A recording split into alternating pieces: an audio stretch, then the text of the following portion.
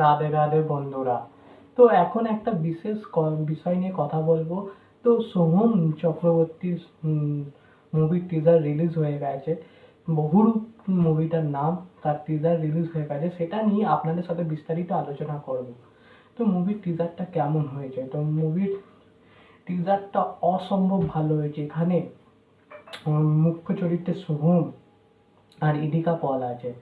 আর ইদিকা পল যেখানেই থাকে সেখানেই কামাল করে দেয়। এখানে ইদিকার পলের অ্যাক্টিং দেখো বা সোহমের অ্যাক্টিং দেখো। সোহম যদি নিজের অ্যাক্টিং খিদাটা বের করে না, বাকি সবাই কেউ ধারের কাছে আসবে না। সোহমের অ্যাক্টিং আমি দেখেছি, অমানুষ, প্রেম আমার, বোঝে না সে বোঝে না, অমানুষ, প্রেম আমার অন্য কোনো হিরো করতে পারতো না আমি বলবো। তেমন সিন, মানে ওই হিরোটা, মানে ওই রোলটা অন্য কেউ পেলেও করতে পারতো না এখানে। তেমন এই যে বহুরূপ মুভির টিজারটা দেখে মনে হচ্ছে যে মানে শহরে, মানে মৃত্যু হচ্ছে, শহরে একজনকে মারা হচ্ছে, মানে বিভিন্ন বিভিন্ন রূপ নিয়ে। তো কেন মারা হচ্ছে সেটা নিয়েই, সেটা এখনো রিভিল করা হয়নি যে কেন মারা হচ্ছে। এটার জন্যই দেখতে হবে মুভিটা। এখানে সোম যে বহুরূপ হিসেবে এক একজনকে ধরে মারছে, মানে খুন করছে, তো কেন করছে সেটার জন্য আমাদের মানে সিনেমা হলে যেতে হবে।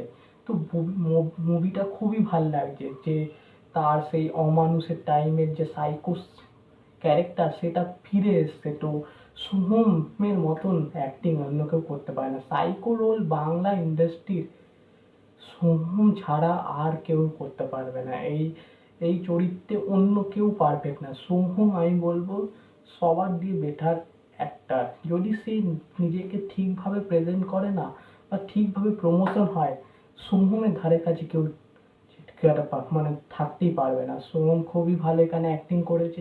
তো এই বইটা নিয়ে আমি খুবই এক্সাইটেড। এই বইটা তো সিনেমা হলে দেখতেই যাব।